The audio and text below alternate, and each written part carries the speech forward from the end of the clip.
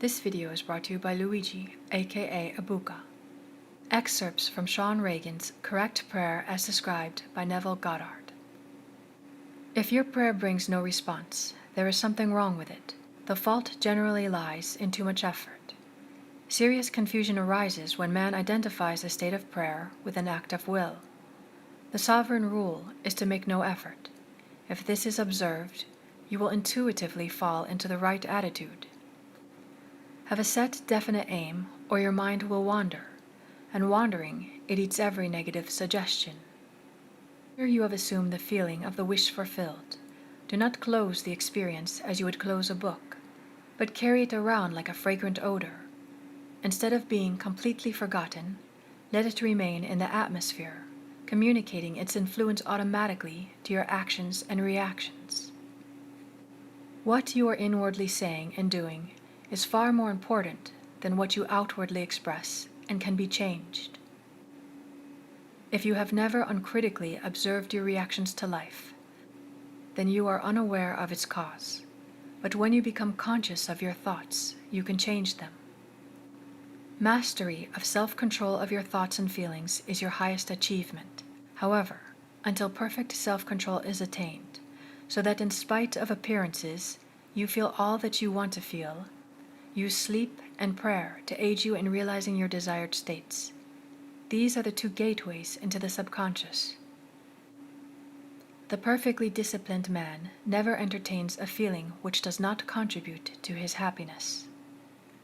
Feeling is the one and only medium through which ideas are conveyed to the subconscious. Therefore, the man who does not control his feeling may easily impress the subconscious with undesirable states. By control of feeling is not meant restraint or suppression of your feeling, but rather the disciplining of self to imagine and entertain only such feeling as contributes to your happiness. Whenever you become completely absorbed in an emotional state, you are at that moment assuming the feeling of the state fulfilled. If persisted in, whatsoever you are intensely emotional about, you will experience in your world. Those periods of absorption, of concentrated attention, are the beginnings of the things you harvest. It is in such moments that you are exercising your creative power, the only creative power there is. Prune your imagination by withdrawing your attention from all unlovely and destructive ideas and concentrating on the idea you wish to attain. A person who directs a malicious thought to another will be injured by its rebound if he fails to get subconscious acceptance of the other. Furthermore, what you can wish and believe of another can be wished and believed of you, and you have no power to reject it if the one who desires it for you accepts it as true of you. The only power to reject a subjective word is to be incapable of wishing a similar state of another. To give presupposes the ability to receive. On the other hand, when you direct positive thoughts towards others, you are supposed to also receive benefit. The good you subjectively accept as true of others will not only be expressed by them, but a full share will be realized by you.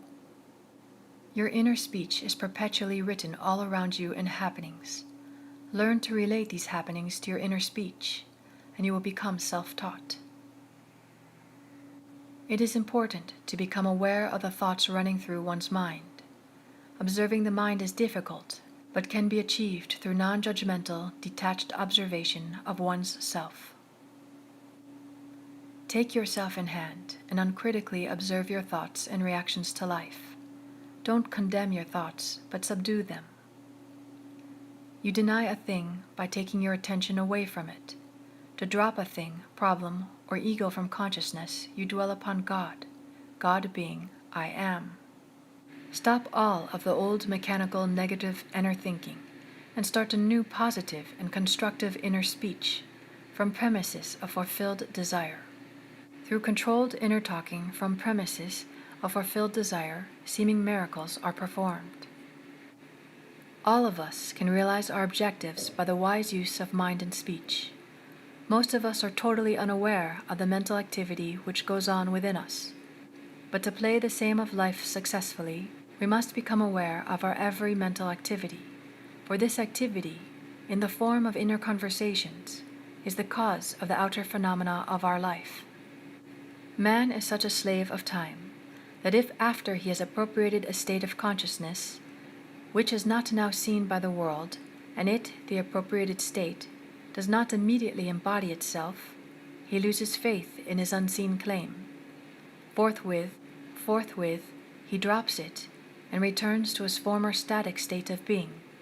Because of this limitation of man, I have found it very helpful to employ a specified interval of time in making this journey into a prepared mansion. In the evening, review all the episodes, events, conversations, and meetings of your day. As you recall them, rewrite those you wish changed. This is done by revising an event, conversation, or meeting. Revise each scene until it becomes so real that you feel you are actually experiencing it. You will discover that as you revise your days, your tomorrows change. People who disappointed you today will encourage you tomorrow because you have changed their nature. Having changed the seeming other, he will bear witness to the change which took place in you. In the early stages, your every venture will be successful. You will increase your income and have the things of this world that you so desire. But after a while, you will realize that they are only toys to amuse you until the Spirit of Christ awakens from within. Then you will know you are not here to amass a fortune, but to redeem society. God is not there. He is in your mind, dreaming He is you. Silently feel yourself to be I am. Do not condition it, but delude yourself in the feeling of being formless and faceless.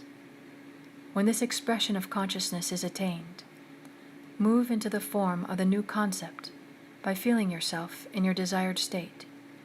Do this, and you will discover that within this deep of self, all things are divinely possible. Anything you can conceive of being, while in your formless awareness, will seem to be a natural attainment.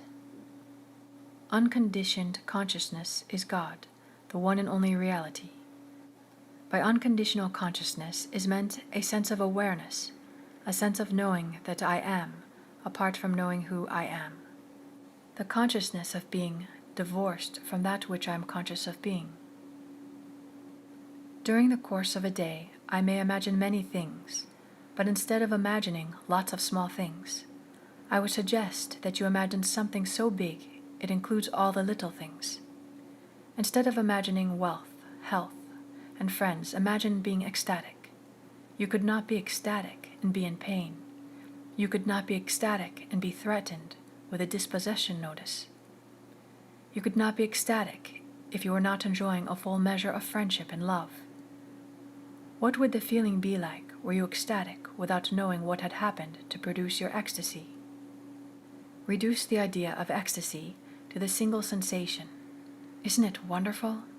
Do not allow the conscious reasoning mind to ask why, because if it does, it will start to look for visible causes, and then the sensation will be lost. Rather, repeat over and over again, isn't it wonderful? Suspend judgment as to what is wonderful. Neville.